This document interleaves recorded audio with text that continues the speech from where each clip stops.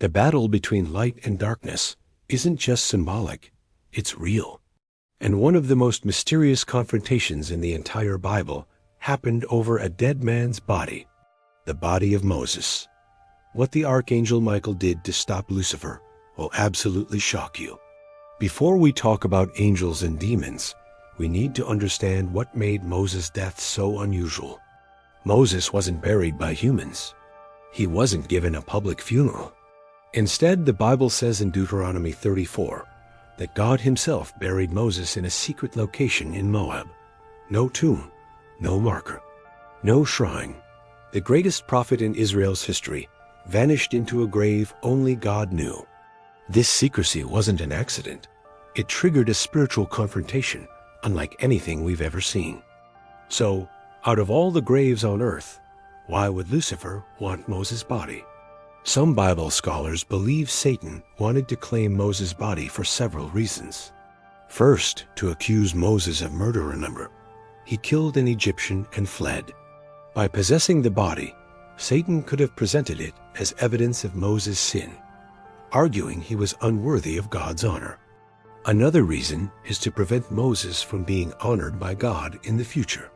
And even worse, to deceive Israel by turning Moses' body into an object of worship. Lucifer knows the human heart. He knows how easily people idolize relics and tombs. Imagine what would happen if Israel found Moses' body.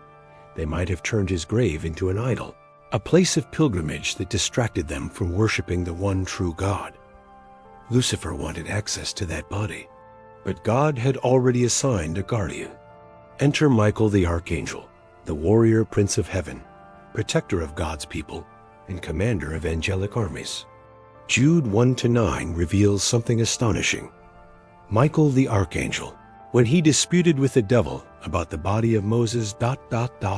Michael didn't just stumble upon Lucifer. He confronted him directly. A cosmic argument erupted over one man's remains. This wasn't a small skirmish. It was a showdown between two of the most powerful beings in the spiritual realm. One, the chief of God's holy angels.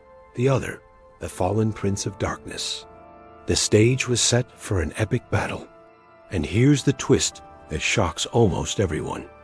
When Michael confronted Lucifer, he didn't fight with angelic weapons. He didn't shout. He didn't threaten. He didn't even accuse the devil of anything. Instead, the Bible says, Michael did not dare bring a slanderous accusation against him, but he simply said, "The Lord rebuke you." That's it. The most powerful warrior angel in heaven refused to engage Lucifer in his own strength. That should blow your mind. Michael could have crushed 1,000 demons with a word. He is the commander of celestial armies. But instead, he relied entirely on God's authority, not his own. This act of humility and submission is what makes this story so powerful.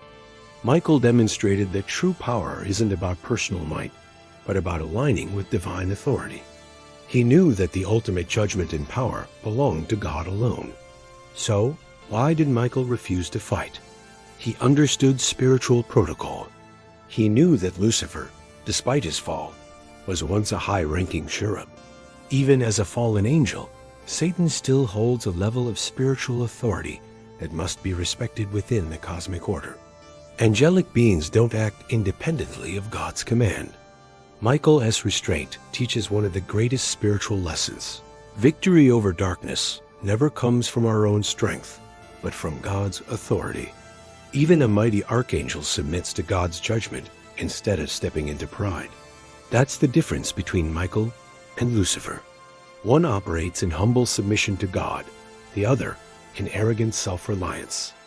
Michael's actions were a direct contrast to Lucifer's original sin of pride. So we see that God wasn't just hiding Moses' grave from humans, he was protecting it from spiritual corruption. Moses would later appear in glory beside Jesus during the Transfiguration. That means Moses still had a role to play in salvation history.